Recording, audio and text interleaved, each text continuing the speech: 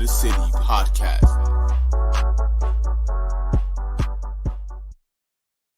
And ladies and gentlemen, welcome back to another edition of Keys to the City. I'm your host, Trevor Keys, alongside the big brother, Ted Keys. You can check out Keys to the City on all social media platforms. For live shows, check it out at Facebook, YouTube, as well as Twitch. But if you don't get to check out the live, you can check out the audio at Spotify, iTunes, Google, Amazon, as well as CT Politics Live if you have Fire Stick, Roku, and Amazon, like I said. Gesundheit. Gesundheit, Ted. But it is another Football Friday. Last night, the breaking news: Aaron Judge has officially been claimed, as we all expected, overwhelming to win the AL MVP. Overall, Shohei Ohtani. But we are here talking about a Football Friday. We're trying to get on the Nolan Rich, but if he comes on, he comes on. If he doesn't, love to get him on possibly to talk some New York Jets, because we are going to be talking New York Jets and New York Giants in make or break games. We are 7 weeks left of this NFL season, and the Giants and Jets have a rough schedules ahead. We'll talk about them, and we'll be talking about, I don't know if anybody remembers the name Mario Mendoza.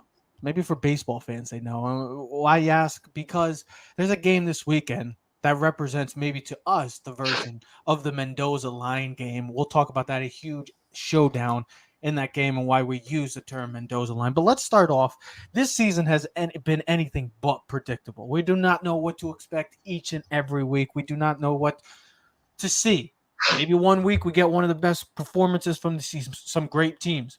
Next week, they show duds. But one of the teams that have been very disappointing this year coming into this 2022 season has been the Green Bay Packers, specifically not just the Green Bay Packers franchise, but Aaron Rodgers as a whole, Ted.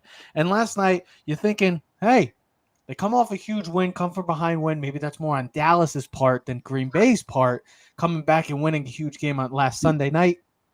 And then thinking the short week, hey, you get Tennessee, have a lot of injuries. But Tennessee, man, they remind me of they're the AFC version of the New York Giants, it seems like, because you got Tannehill, Daniel Jones, very similar. Offensive lines are pretty decent. Defenses have been playing great, solid, great coaching staffs, good special teams. But then you got the two dominant forces in the backfield in Saquon and Derrick Henry, and they've managed to find a way to continuously win and win and win. It isn't pretty by either franchise, but they continuously have won this season, especially the Titans over past years. They just win and win and win. But the Green Bay Packers, a team that has had high expectations for the past, when you have Aaron Rodgers, when you have guys all-time greats on your team, you expect high expectations. And last night, Ted, have we seen the end of Aaron Rodgers and the Green Bay Packers? Because you made a very intriguing statement last night after last night's game. Might as well share. Yeah, I mean, no. I mean, I wish I was as fired up as I was last night, but I'm like, he's old, bro. He's done. I'm like, you could just watch the game until he's done. Like, I was looking at stats today, and I don't need stats to prove my point, but if you just were a creature of habit and you watched the Packers for the past years, what made Aaron Rodgers so successful, and you think about it, even in his younger years, was his ability to extend plays, his mobility. You know, how many times did he scramble and get first yards? Right now, at this point in his career, he has the least amount of rushing yards he's ever had in his career. He doesn't move out of the pocket. He does not move out of the pocket. Watch the game last night. He just keeps backdropping. He doesn't move out of the pocket. And he had good protection for most of that game last night. Mm-hmm. But he was never be able to extend the play, get outside the pocket, flick it with his – I mean, it's just not there. He's old, bro. He's old.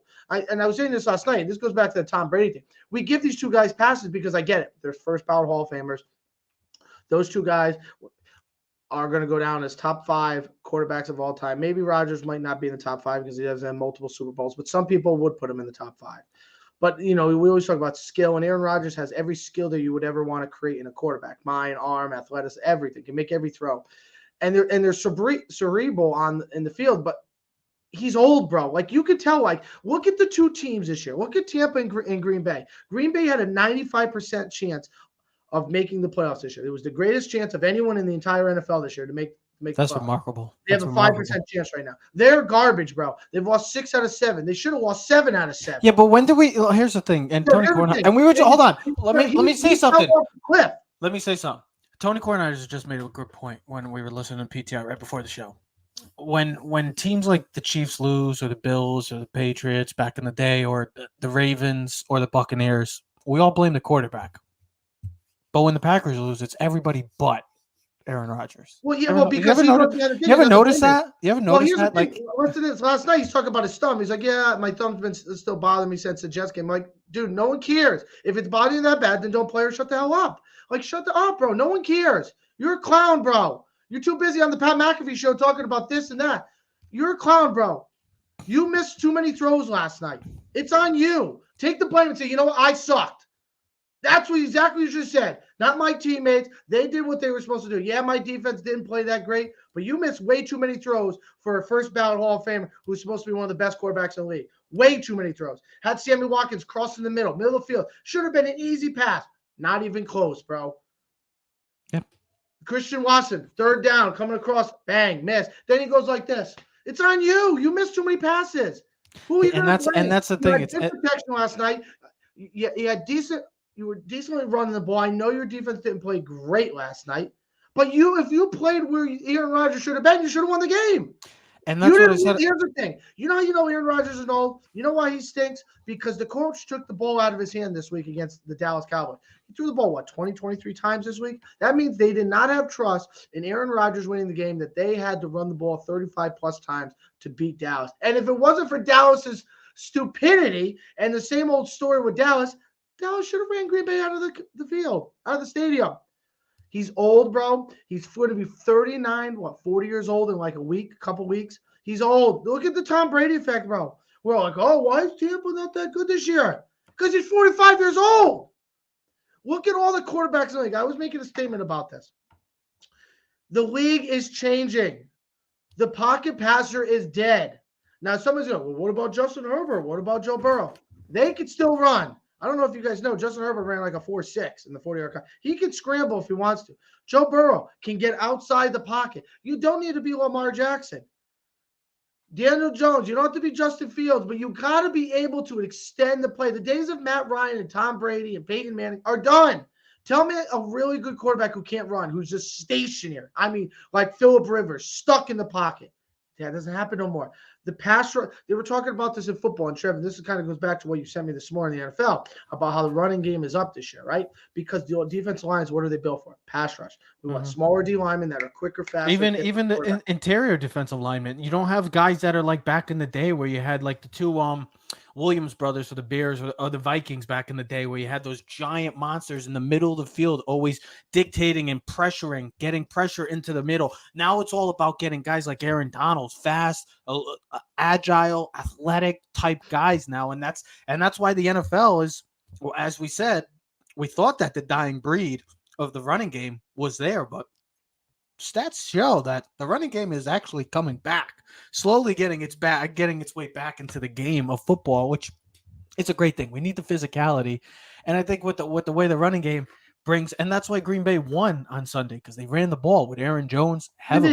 They helped Derrick Here's Henry. the thing. Here's a funny stat for you. Aaron Rodgers has gone 16 straight games. You want to know how he's struggling bad? Under 300 yards. Under 300 games. The last time was in Week 13 of last season against the Chicago Bears. Quarterbacks, I'm going to give you quarterbacks like this. Think about this. Quarterbacks like Davis Mills has had 3. Joe Flacco has had 2. Josh Johnson, PJ Walker, and Zach Wilson have all had more than 300-yard passing games. Like, I'm not saying, like, than Aaron Jones. I'll put it this way. Aaron Rodgers. The Packers are in big trouble. The Packers are in big trouble because they're stuck with this contract. He's got $50 million coming to him this year and next year. His cap hit in 3 years is $59 million. It's the highest cap hit of anyone in the league. The Packers screwed themselves, bro. I don't know if we said this on the show or whatnot. They should have took a hit from Seattle and got rid of Aaron Rodgers when they could and rebucked the system. They are not a good team, okay? We've been talking about this all year. Oh, it was the Devontae Adams thing. We got that. That was the first storyline for the beginning of the season. That was the first excuse. That wasn't good enough. Then it was, oh, we got too many young receivers. Then we can't run the football. Then it was our defense. There is no more excuses. Watch the game last night. Ryan Tannehill was the best quarterback on the field. And here's the other big difference. Green Bay, they got outcoached again. Matt LaFleur, I just wonder how good of a coach he really is, or if he's just been riding the coattails of Aaron Rodgers, two-time MVP, rear end, because that's what it looked like. Because he's getting outcoached again and again, and I just think that he had a better team with an MVP quarterback, and he was able to ride the coattails. I get it. A couple years we had to say, is Aaron Rodgers dead? Should we trade for him? What should we do for him? They drafted Jordan Love. It reboots his system. He goes two-time MVP. I felt okay. like he's old, bro. You could see it. He's not as good. He misses way too many throws. There's something wrong with this team, and it's just not the receivers. Okay, there's a big problem. They should flip the script, trade him, go get as many assets as you can, because the Jordan Love pick is going to be one of the worst picks ever. He's never going to take another snap for the Green Bay Packers. He's going to have 2 game starts in a 5-year career. This more and more reminds me just of the New York Yankees. Just because of the fact that it's kind of been built. Well, it seems holding like, on to guys way too long? No, not that. No. It just seems like this has been brewing with the Green Bay Packers for some time. Everything just got minusculed and it just got carried under the sheets of the carpet. I should say under the carpet. That just in the sense that they kept getting to the playoffs, but they can never get over the hump. It just felt like this was just more brewing and brewing over years. Now we're just finally seeing kind of the demise of the Green Bay Packers, kind of how it was at the end of the days of Brett Favre. Like you always had Brett Favre, you always had, oh well, we got Brett Favre, we're gonna be fine. I got but then hold on. But then as you gotten older, it just seems like each and every year it's the same old story. One? Like the Yankees, the reason the Yankees, it's different from the Packers, I guess specifically this year, is that the Yankees made it to the playoffs. It gets covered up, but it's the same old story with these two franchises. Listen, you want a better franchise thing for it? Here's a good one. It's called the Seattle Mariners. From 95 to 2001, they were one of the best teams in baseball. 95 to beat the Yankees in wild card. They had Ken Griffey, Jay Buhner, Edgar Martinez, Randy Johnson, A-Rod, stacked. 2001 team won the most games ever in baseball history during the regular season. Never won a World Series. Kept getting to the conference championship. Couldn't get over the hump. Couldn't get over the Yankees. Couldn't beat this team. Never won a championship. Then what happened? They went on the longest streak without making the playoffs. That's what I feel like is going to happen to the Packers. Because I don't see the situation getting any better. They're stuck in a salary cap situation with Aaron Rodgers. All right. Mm-hmm. Maybe next year they'll get the younger receivers will play better, Romeo Doubs and Christian Watson. The Randall Cobb experiment, see you later, bro. I know he had a good game last night, but it's like, stop getting these guys that are older, bro. Like younger. The Jordan Love pick waste. Offensive line has issues. And they don't draft offensive weapons. This team has finally – the wick has exploded, has hit the bomb and has exploded. They made all these conference and championship games. It's over, bro. This whole party is over. Party's over. That's what it really is. Last night I was I had a couple drinks. I was watching the game and I was more fired up and I had more intellectual answers to this. But he's old. He's done. The reason why I said what I said last night, I tweeted it out, was I watched the game and I'm like, that's not Aaron Rodgers, bro. And you can say, oh, you had a bad game. It was cold. Maybe it affected his thumb. It doesn't matter. It's not an excuse. He's not the excuse. Aaron Rodgers doesn't get those passes, guys. He does not get this pass. We've been blaming everyone else all season. There is no more excuses. You can't keep blaming everyone else. Sometimes you really just got to look in the damn mirror and say, it's really me. Like I say, related. And what I'm saying is, their schedule going forward is not much easier. I don't see them. They're not making the playoffs. Okay, so that's over. So if you're a Packer fan, just look to the draft next year, find out who you can draft. All right. And if I'm the Packers, I know here's the funny part. Do you sit the $50 million man on the bench, or you ride it out throughout the season? And because my thing is this, you got Jordan Love. Like, what are you doing? Like, should you at least try to play him for the last 5 games and see if you get anything out of him? Maybe if he plays well, even if you lose, you could trade him for a 5th-round pick, because that's the biggest waste of first-round pick I've ever seen. Trevor's going to have 2 games under his entire career. He's going to play 5 years. Kadarius Toney might have an argument for that, but no, he's going to be a Hall of Famer right now for the Kansas City Chiefs. It's it. It's already going to come out. He's going to be a stud. Watching this week, they had 2 starters. Speaking of the New York Giants, let's get over to the New York Giants and the New York Jets. 2 of the biggest. We just talked about probably the biggest disappointment, maybe in the NFC side of the football world, but let's get over to the NFL surprises of the season and the New York Giants and the New York Jets. Huge games for both franchises right now. The New York Jets coming off the bye, 6-3. Ted, we actually will be joined with the Nolan Rich. He's going to jump on. Been communicating with him. He's getting ready right now. Good. So we'll be getting to talk to the host of the Rich Sports Talk, big Jet avid fan. supporter. Check them out at YouTube. Nolan Rich will be on in a few. But we're going to talk about, like I said, the New York Giants and the New York Jets. You look at how these two franchises have been combined right now, 13-5 record overall. Giants, one game behind the Philadelphia Eagles in the NFC East. The Jets are only a half game behind the Miami Dolphins and tied with the Buffalo Bills right now for the lead in the AFC East. What is going on in the year 2022 right now in the NFL world? The New York Giants and the New York Jets coming into the season with laughing stocks. We're getting, they were easy victories. Now, all of a sudden, it's a whole different ball game in the football in the New York world. As that water, like I said a couple weeks ago, the water must be different in New York right now because the New York Giants and New York Jets. But you look at these two matchups. The Jets just coming off the bye, now playing against a team that they just cannot beat in the New England Patriots. The New York Giants, yes, 7-2 and playing against a 3-6 Detroit Lion team, but a lot of people are intrigued in the fact of, well, can the New York Giants score 30 points? Because this is where the Detroit Lions have an explosive. They are a feisty team, and they can score. They got weapons on that entire offense. They can score. They just can't stop a nosebleed.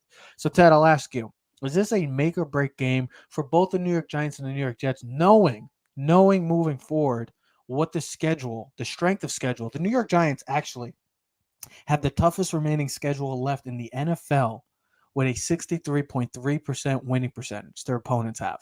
So that means the Lions, Cowboys, Washington, Philly, Washington again, Minnesota, Colts, and then close out with the Eagles again. So is this a make or break game? I know that the Giants are 7-2 and looking great, but nobody is giving them any expectations of winning moving forward. Well, Except us.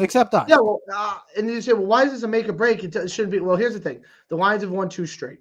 All right, they came back, beat the Chicago Bears, and the week before they had shut down Green Bay.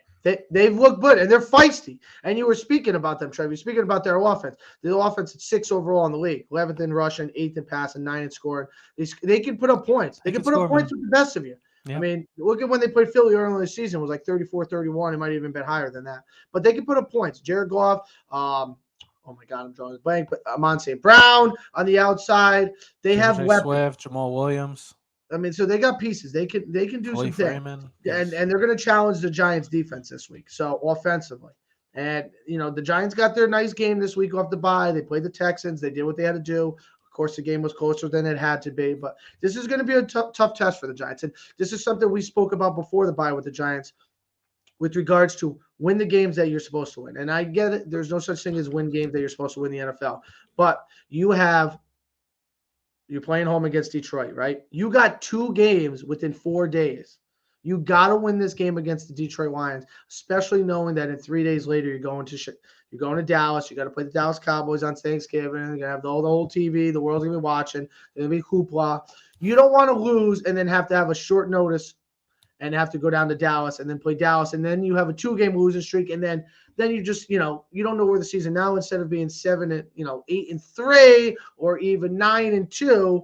Now you're 7-4, and now things start changing. So you want to keep that momentum going. You got to take care of business. Now, this is not a more make or break game for the Giants, but this is a game that the Giants need to win. Okay, you got to keep that momentum. You got to keep proving people wrong, because I still think a lot of the American people do not trust the Giants. I think other than if you're not a Giant fan, people do not have faith in the New York Giants.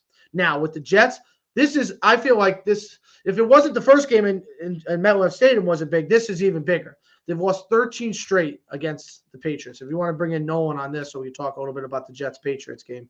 But I wanted to give my point about the Giants quickly before I get into it. Go ahead. You talk about the Giants, and we can talk about the Jets.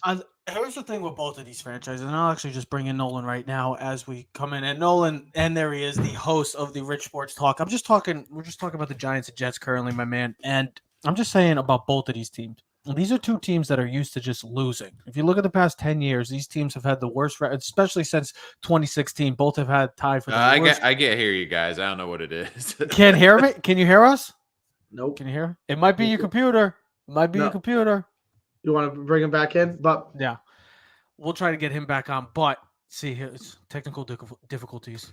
But like I was going to say, once we get him back, is that teams like this, who are starting to win football games right now, you got to find ways. Are we good? Are we good to go? Are you good? Yeah, I'm good. Okay. Apparently, my I think it was your computer again. It might have been your computer. It might I have don't been. know. It's been the tech. It's been the tech here. Wi-Fi, everything today just decided not to work. So Gotta love it. So I was just saying that with these two franchises that have been losing franchises for some time now, they gotta find ways to continue to deal with this winning. You know how teams get happy, a little happy, overdosed of happiness because of the sense that we're winning and winning. They got to get used to winning.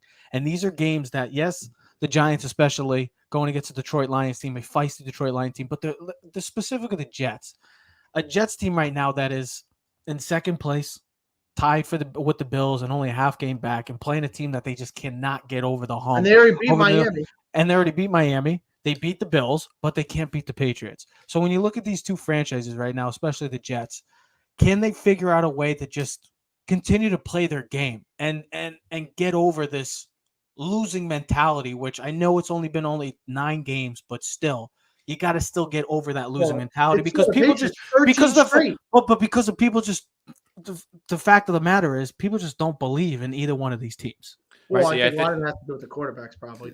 I think part of it too, though, which has helped the Jets, is that first time losing to the Patriots in a weird way, because I think that this team's going to show up. Because again, this was a game where you watch that game, the Jets had the better team. If it wasn't for a fluky, a terrible pass, roughing the passer call that took a pick six off the board, and Zach Wilson throwing some of the worst interceptions you'll ever see in your life. Mm-hmm. I mean, the Jets, and even still, the Jets had an opportunity in this game. Like, Mac Jones doesn't scare me. And look, the Jets are in a position too where I do feel bad for Zach. I do think we have to remember that Zach's in a tricky spot this year because they've lost their best offensive playmaker. They've lost their best offensive lineman. And if I went to any team and I said, I'm going to take your number one offensive weapon and your number one offensive lineman, I guarantee most of those quarterbacks would be affected. But look, this is an opportunity. And it's funny because I think it means a lot more to every game means a lot to the players. It's a weird thing. And I think you guys have gone through this as Giant fans too, where the fan bases are scarred from previous regimes. Well, ours would be Philly, Nolan. Ours would be Philly, where we could not be. I think we had like 9 straight losses against Philly. I know Dallas, where I think we're like on 3 years we haven't beaten them. And, like eventually you're like, you got to start winning the division games. And you start wondering what's the issue? Like, can we just not beat Belichick? Can we just not beat the Philadelphia Eagles for some shaken reason? Like anything with Giants, always you wonder. Like Daniel Jones runs down the middle of the field, he falls down. Like in Philly, you know what I mean? Like the Deshaun Jackson thing. Like how many Philly Giant things have we seen? And it's like, oh my god, it's over. It's like on repeat, and that's why these two franchises got to figure out that you got to adapt to winning now. Because right now, I know it's been a lot of losing, but now you're winning football games. It hasn't been pretty, but you're winning. And your Giants, I think it's going to be interesting for both teams because both teams, I think, are different. We're desperate. The Patriots are now, if they let's put this out there. If the Patriots lose, they're going to be 5-5 in a division where the Jets will have 7 wins and they've eliminated the tiebreaker. Bills team that you feel is at least going to get to 11, 12 wins, and the Dolphins. So it almost feels like if they beat the Patriots, they put the nail in the Patriots' coffin early in the season, where I look at the Lions and I would be a little bit worried about this Lion team because you're going to learn a lot about this team, because I know everyone loves Dan Campbell. I know he's great on TV, but I've always been someone that I haven't loved that hiring, and it drove me nuts last year when everyone's saying, look at what Dan Campbell's doing in Detroit. I'm like, you do know Robert Saleh is missing half his freaking roster with a rookie quarterback, and they're doing a better job. But I think it's going to be telling, because if this Lions team goes out there and lays an egg, like, they have to now play for their coach, because I do think Dan Campbell's seat has to be hot. I know it was a nice win over the Bears last week, but if you are the Lions, you have to look at this division being wide open now, because it looks like the Packers' time is coming to an end and it's crashing and burning. You also have to look at, too, like, Justin Fields is a talented kid. I still think there are warts to his game. I don't love him as a passer. He's still making costly turnovers like he did against the Lions last week. But if you're the Lions and you get a top pick and you get one of these young quarterbacks, can you position yourself to be the best team in this division? But the question is Dan Campbell the guy to do that? And we're going to see a lot. Started with the show, and no, I don't know if you heard the beginning of the show, but we'll get variable last night, right? Missing his starting center, missing his kicker, missing his cornerback, missing his safety. Continues to do it. and out coaching teams. They didn't have a first down the whole second half against the Chiefs and took the Chiefs to the overtime. Vrabel is the most underappreciated coach in the NFL. So your point to Dan Campbell, when you go back to Salah finally getting a healthy team, Dable doing the most with the amount that the Giants have. If you're looking at the Lions, you're like, I mean, Goff's not bad, all right, but like you have weapons. You have Monte Brown. You got 2 decent running backs. Your defense, I know, is weak, but the biggest thing is they score. Like, the Giants. I know they score, but you need to start winning games because these are not like the. You have Aiden Hutchinson. You have that great top 5 corner. I mean, they have people on their defense, and I'm looking. Their division right now is the struggling Packers offense, the Vikings, who aren't a great offense outside Justin Jefferson, and the Bears. Like it's not like it's an offensive juggernaut. So. It's a winnable division, and moving forward, I don't know if this year is a winnable. No, division. definitely not this year. But I'm saying in the future for the Lions. Like the question is, like, if you draft a young quarterback, do you trust Dan Campbell to get the most out of that young quarterback? I think this is a telling sign for both of these franchises in the sense for the Giants' purpose. Well, can the Giants score? Because we know the Lions can score. They've scored on everybody. They've only scored over 24 points. Guys, all you need to know is what would we be doing at this time last year? We'd be on Tankathon. We'd be hate watching the scoreboard for draft picks, and we'd be already doing mock drafts like, oh, they're going to be in the top 10. These are the top 10 prospects.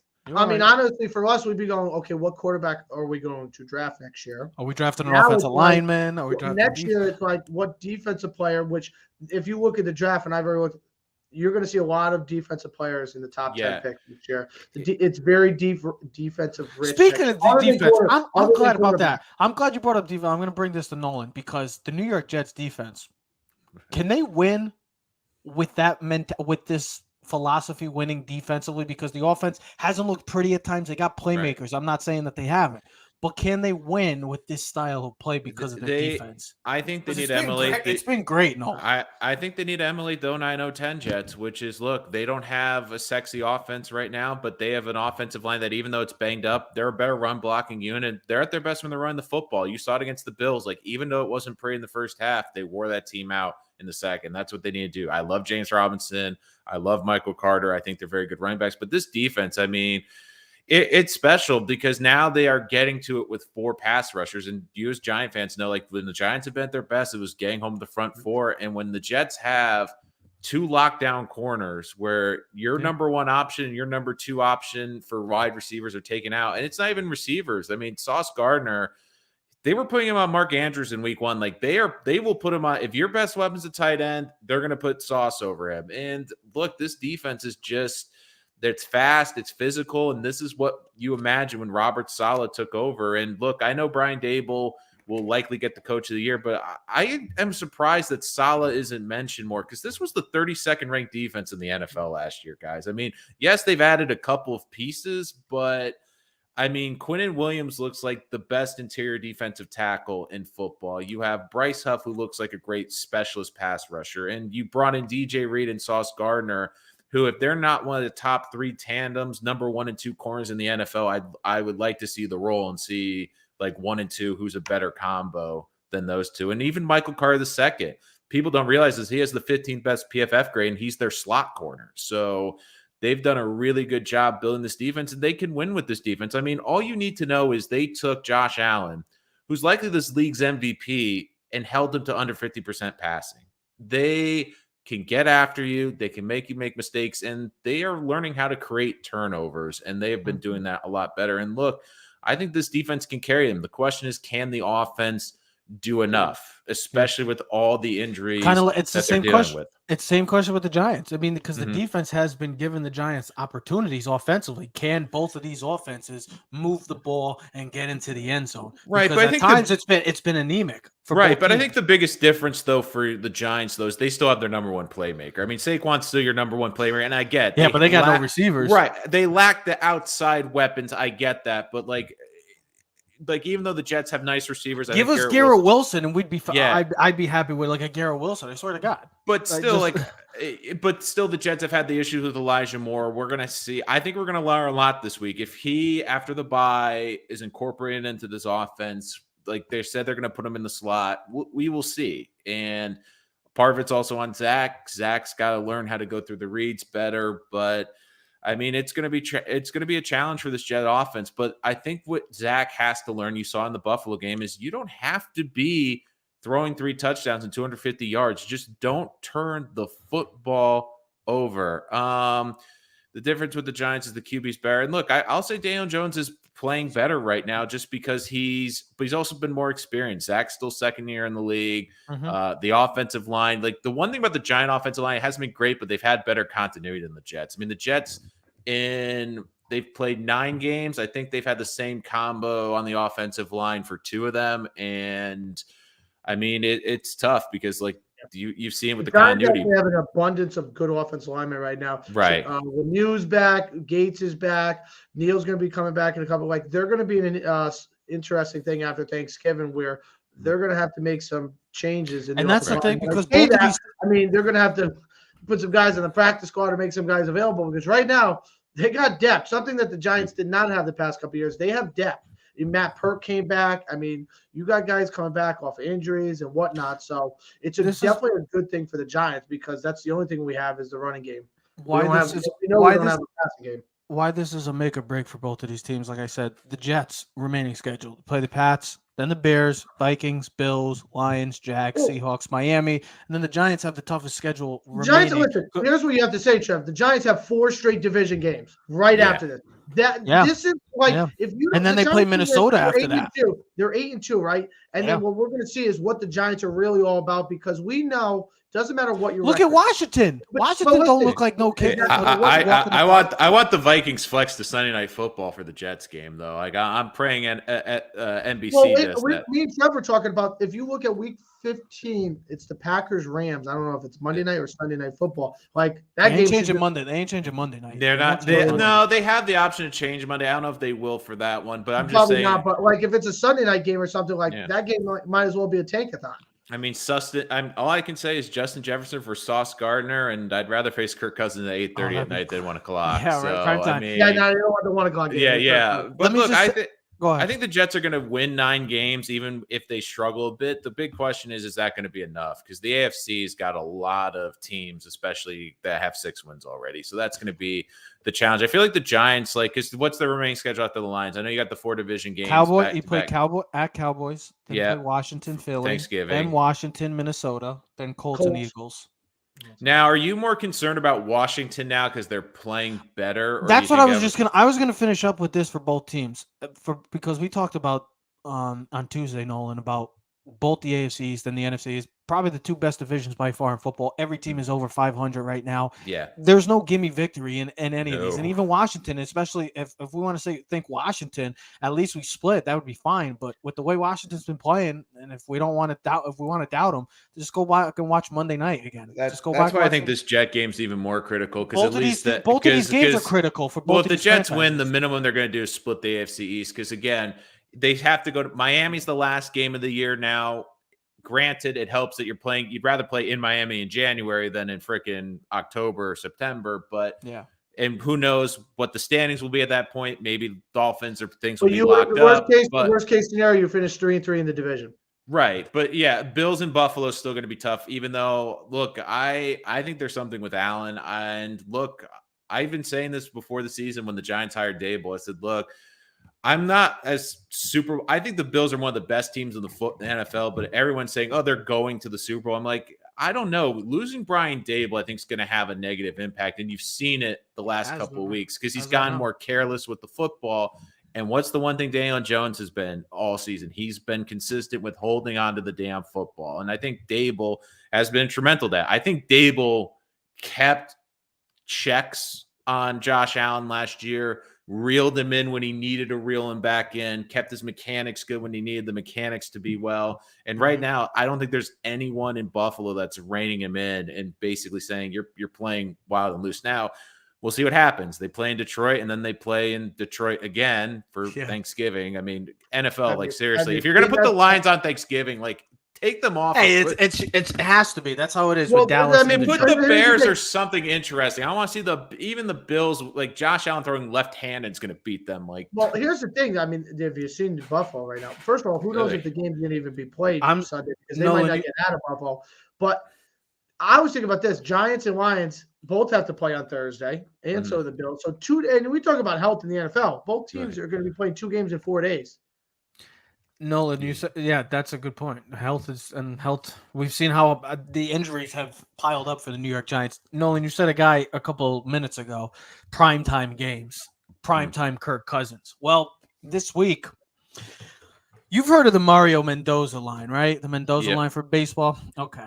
Yeah. Well, for anybody that doesn't know what I'm talking about, Mendoza line for baseball fans is a baseball jargon for a sub 200 batting average, a supposed minimum threshold for competency at the major league level. So why did I relate this to a huge game this Sunday between Kirk Cousins and Dak Prescott? Because I feel like I thought about this because it came up with this is Ted's idea. It used to be the Matt Ryan line.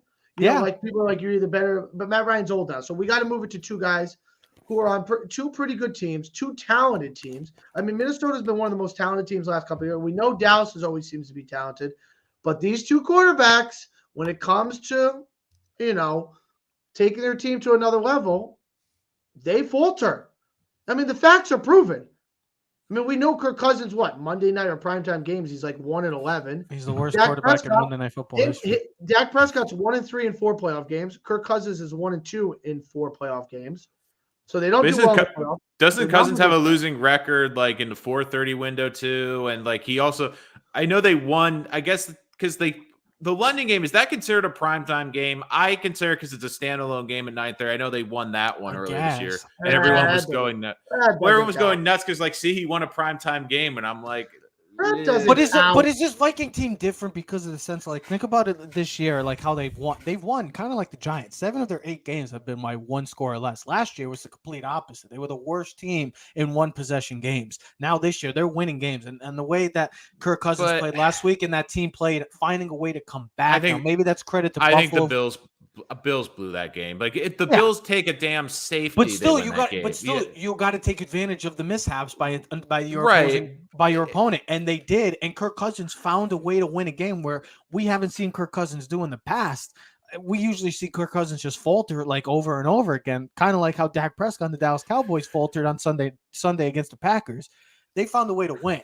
And I'm not no Kirk Cousins fan, but when you look at these 2 quarterbacks, I don't know. They feel like the empty calorie team of the NFL this year. There always seems to be like one. Well, there always seems to be one team that just gets an incredible record that feasts in the regular season, and you're just you don't buy. So you're not buying it. Well, even like it kind of reminds me of it reminds me of like the Titans last year, who are a good team, but I don't think when they were the number 1 seed in the AFC last year, you were like without Derrick Henry for the last half of the season, you're like, they don't seem, they don't scare you. It's like the McLovin ID card. You're like, this doesn't look legitimate, basically. Like, look, the Vikings, to me, I do like that team. They have arguably one of the best, if not the best receiver in the NFL right now in Justin Jefferson. They're an explosive offense. I love Dalvin Cook, but also we've seen Cook's had injury issues. Like if he goes down the stretch run, how's that impact Kirk Cousins? We've seen him go in the toilet when Dalvin Cook isn't out there. And look, they've taken advantage of – is the NFC North the worst division in football this year? I mean, maybe it's either that or the AFC South. I mean, both of those. Hell, you might want to put the AFC West. Ain't too good either. You might want to put the AFC West. But here's the thing. You look Chargers are 5-4, though, so at least you have a semi-team. You look at both of these teams, they're so similar in the sense of like, Dallas has got a dominant defense. Minnesota's got a very good defense, and nobody's really talking about them.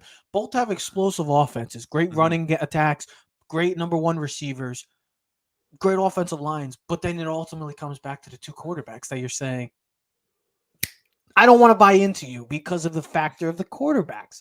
That's why when you look at the Mendoza line for this game, I know it's a baseball term, but the Mendoza line for these 2 quarterbacks is like, are these elite quarterbacks? Are they just missing that line of eliteness? Well, if you've listened to some of the sports shows, I didn't take this for others, but then I'm like, this is a big game.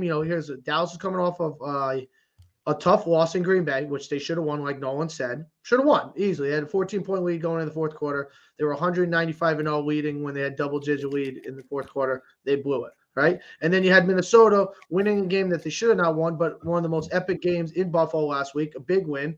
So you got two different storylines going. You got Minnesota coming off a big win. You got Dallas coming off a bad loss. And you got two quarterbacks who are like, how good are they? Because if you watch one show, Bart Scott was on Get Up going, Dak Prescott's not a top 10 quarterback. And Trev, you and me. Let me ask you guys. Do you believe that these two? Sean McCoy was on the other thing going, Dak Prescott not a top quarterback. He's like, the guy has had since he's been in the league a abundance of talent, bro. Abundance. The first year he came in, he had all this unbelievable offensive line. He's had all these great receivers. He's had good tight ends. He's had great running backs.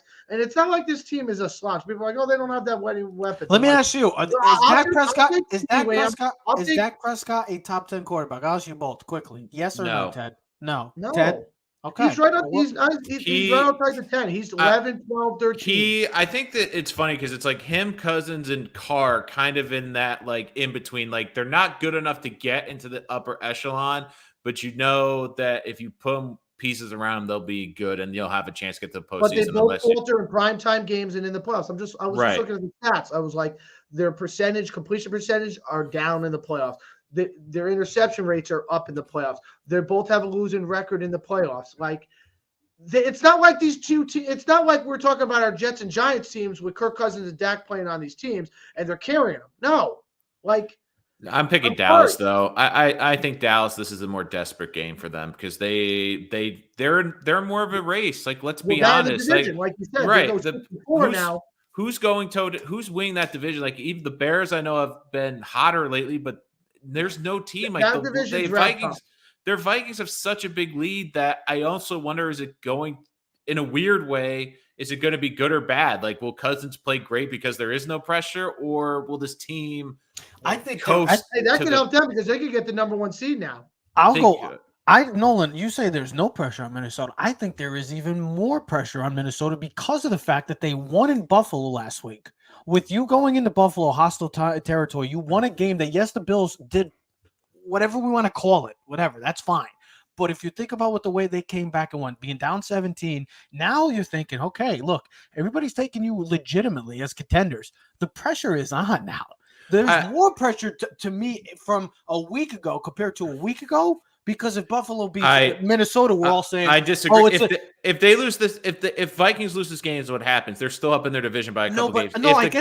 If the Cowboys lose and the Giants win, aren't the Giants jump them in the standings or tied in the standings? Well, the Giants are already in second place right now. They're only a game back. So Dallas is third place.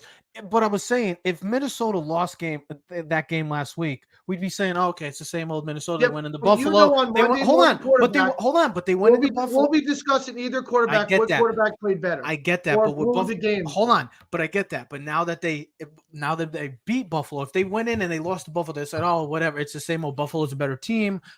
Whatever. They'll probably make the playoffs, but we don't take them serious. Now that they beat Buffalo, now you got all the pressure. Yes, the division is all yours. You got a comfortable lead on that division. Forget about the division. You're not worrying about the division if you're Minnesota. You have a whole new coaching staff. This isn't Mike Zimmer-led team. This is Kevin O'Connell, a dominant offense, a solid defense. The pressure is even greater now than it was a week ago because of the fact that you went into Buffalo and you beat Buffalo. Now you have to keep it rolling.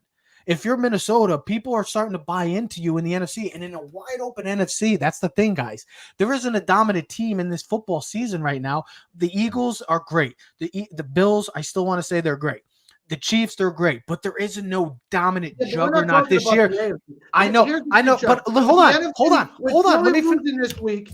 With Philly losing and them both having one loss. All right.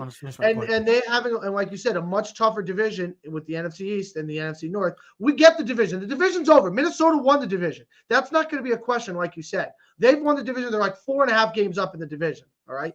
The question is go get the number 1 seed and continually beat the team that we think you usually lose to. I know that's what I was trying to say, is the sense that now that you beat Buffalo, now that you have a home game coming in, you have Dallas. That is a huge game in the sense for both teams because look, people want to continuously take you serious, and in an NFC that's wide open right now, if you go back and lose to Dallas again, which they have in the past, they're going to just be saying, "Oh, well, we can't." I know that 2021 in Minnesota, and that's what we're going to say. Nolan was the quarterback last year, if you remember. Sunday Night Football, and that's what I was going to say is that if they lose again to Dallas, what are you going to say? Oh, well, they were just it was a flash in the pan last week, a great come from behind victory.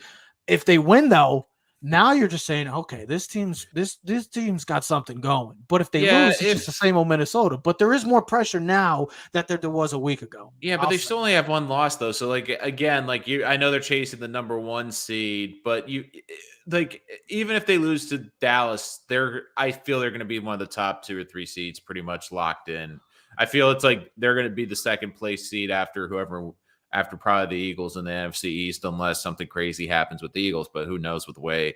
But they're both tied with one loss, and I know Philly got the one loss over Minnesota, but Philly's going to have to play the NFC East still. Yeah. There's more chances for them to lose than Minnesota. So every game is more important. Minnesota would rather have the home game, I get, in the Dome than have to go to Philly or somewhere else. You got to win these games, and because at the end of the day, on Monday morning when we have the Monday morning quarterback review, it's going to be not if Dallas wins, it's going to be Kirk Cousins couldn't win wasn't good enough. That's what it's going to be. I don't know. Even Dallas loses, the question is already going: is Dak good enough? Did Dallas overpay for a quarterback that just can't continue to get over? You know what I mean? Like this. That's what happens. We're a week-to-week league. Every week the story goes, but even if the Vikings won, I don't have faith in Cousins. I mean, there's too much of a track record there. And look, it's one thing when you're playing bad teams and you just don't trust Kirk Cousins. You trust the team, though, do you? I trust. Well, I think in spite of Cousins, they're winning. In spite of Cousins, who would you take, Dak or Cousins? I would take Dak because I feel Dak can do more. He's a better athlete. He can score with his legs more, and I feel he's got a more proven track record than Cousins. Look, Cousins, like we've seen it outside of the one game in New Orleans in the postseason, he really just comes up short. And a lot of it too is like it's one thing in the regular season when you're taking on bad teams with bad coaches, and we're in the part of the season where or who's going to have jobs, who's like, we're down by 3 games of the division, this aching shoulder, I want to take a week off instead of, maybe gutting it out. So we're at that time of season where when you're in the postseason, you're playing the best of the best. And how would Cousins do against the Eagles defense? How would he do against the Giants defense? Yeah. I mean, this will be a good litmus test for this because this could easily both of these quarterbacks. Both of these quarterbacks. But this could easily be a matchup because I don't see Dallas win the division, but getting the wild card, maybe playing in Minnesota. I mean, this could be a playoff preview right now. And, if you go out there and you see Dallas mash them, not great. And look, like I get they beat Buffalo last week, but still, like I know they made the plays when they had to. But if Justin Jefferson doesn't make arguably one of the greatest catches we've ever seen in our lives, if the Bills don't fumble in the damn end. I mean, the Vikings, like, again, and I get it, Trevor, and granted, they did take advantage of when they had to make some plays, but that to me was a bigger choke job for the Bills than a win by the Vikings. I get it. And the Vikings also survived in London when the kicker doinked it off the upright. I mean, there's been a couple games this year when they've Guess what? And what was the week before the Bills game where they were down and they came back? Who were they playing? Who was it? Do you remember? And it wasn't Green Bay. What was it like? Was it an NFC South team? I don't even know. Was it? All I'll say is this.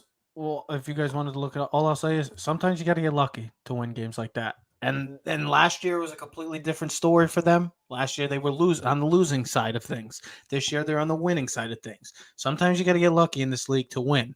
Oh, it was the Commanders. That was the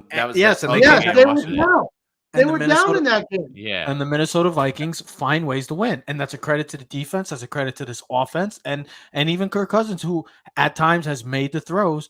But this is just another game for both of these quarterbacks, Dak and Kirk, to prove that, hey, maybe we are better than what people think of us.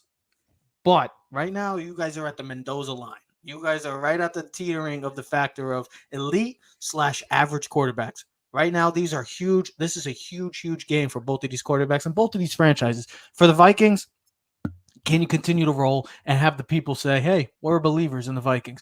And for the Cowboys, well, I don't need no explanation. It's the Dallas Cowboys. They got to find a way to win. The New York Giants and New York Jets, 2 huge games this weekend. Make or break for both of those teams. We'll see how that pans out.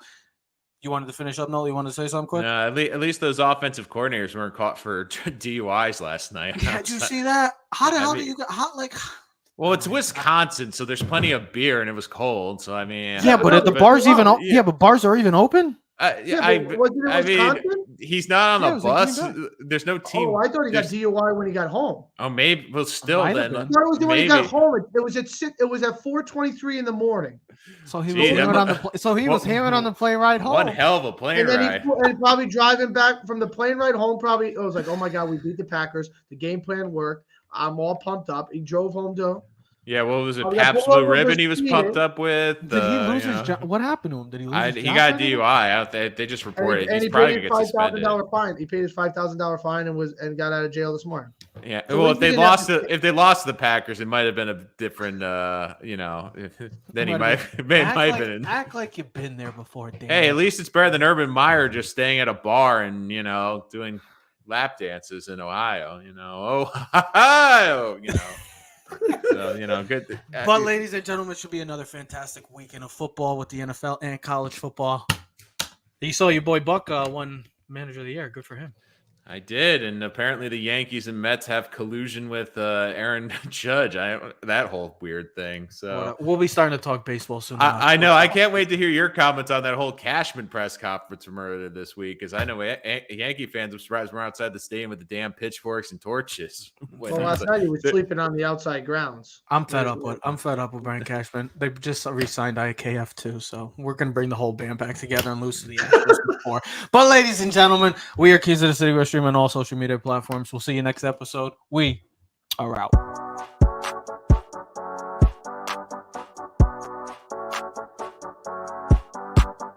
You are now in tune to the Keys to the City podcast.